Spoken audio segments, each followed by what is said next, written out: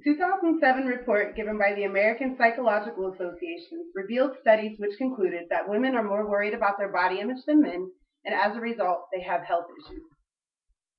Body image is defined as one's personal concept of their physical appearance based on self-observation and the reaction of others. As a woman in America, I know all too well the pressures of Western culture and the effects it can have.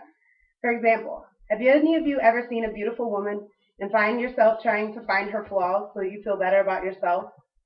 I'm sure many of us would be embarrassed to admit it. That being said, I know I am guilty of it and more than once. But why do we do this, and where does it stem from? That's what I wanted to find out.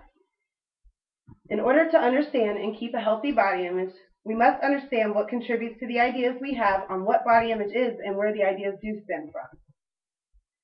There is no denying that the Western sphere of influence has a big influence, on body image and has inflicted many cultures and ethnicities. There has been controversy on whether or not Western ideals have negatively affecting various other ethnicities and vicariously have caused body image distortions around the world. Today, we will be talking about the impact that American culture has on the body image of women. The first thing I'm going to discuss today is many of the cultures in America and their views on body image.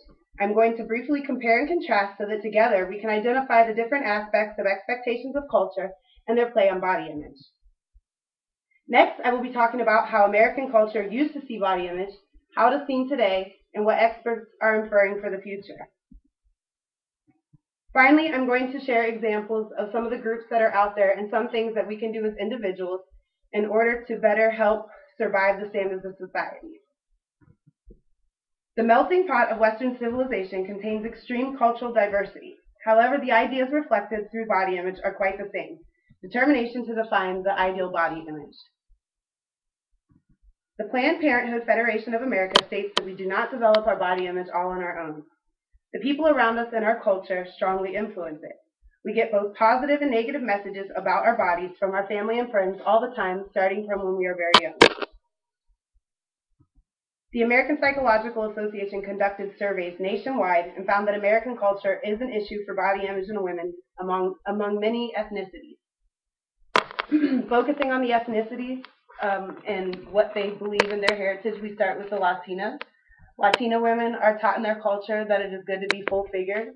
It shows signs of being healthy, and it's just a desirable aspect of their physical characteristics. In the Black community, including African natives and Jamaicans, a lot of the culture over the years has been to teach women to be full-figured, that it's good to be confident. To be voluptuous is to be desirable, is to be rich, and actually in some African countries it's also seen as a sign of social status. In the white community and through time in the culture, thin has really always been a popular ideal of what is in. To be fit, it's always kind of been a negative thing to be seen as overweight, full-figured, or obese. There's a common struggle between women in the U.S. on account of our different ethnicity. We face culture within our families, our churches, and our communities, and we're still forced to deal with the culture of America that exists very openly in society. So looking at the Latino culture, they are taught that it is good to be full-figured, but dealing with America, they're faced with the constant battle of being thin but wanting to stay true to their heritage. In the Black community, they have actually been seen over time to have some of the best body images in women of America. The numbers have started to escalate in young women that do suffer from eating disorders, but predominantly African American, Native African, and also Jamaican culture have been very true to their ideals of being full-figured and what it stands for. In the white community, unfortunately, they've always had the poorest body image, and as a result have the highest number of eating disorders over time. They are very stuck on the American culture and have always been a very big part of their culture in the white community. Generations before us had a very different vision of beauty. As time moved forward, the outlook and standards of attractive changed dramatically. In the past, back in the 19th century even, the standards of society were a lot different. High status is what set the ideal for society and what was popular. They believed that it was good They believed that it was good to be larger. It meant that they were healthy, that they were strong. It was seen as a higher place in society.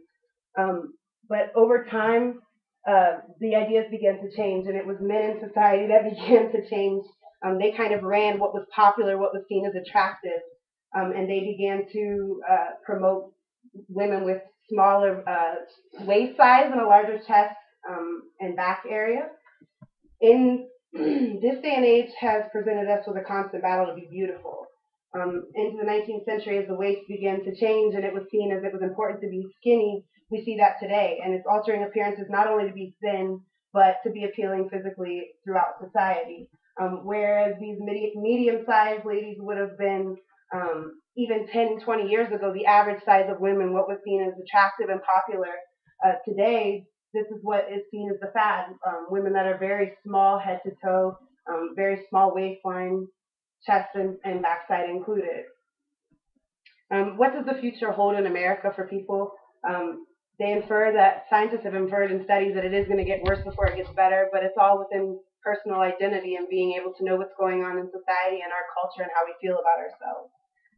Although we are forced to face the criticisms of idealistic society on a daily basis, there are groups that support the effort and even personal actions that each of us can take so that we as women feel comfortable in our own shoes. Just to give a couple of brief examples, we have a couple of things out there that reach out to us as women. One of them is the Dove Beauty campaign, and it reaches to women individually within themselves and tries to help promote a healthy body image in the way that we see ourselves inside. Another one example is the American Dietetic Association, and they also focus on working with all people with their body image, but they are focused more on the physical aspect of it and having a healthy body image, understanding that somebody could be 200 pounds and that be healthy for them, or you could be 110 pounds and that's healthy for her. It's all about how you're built and what your body image is.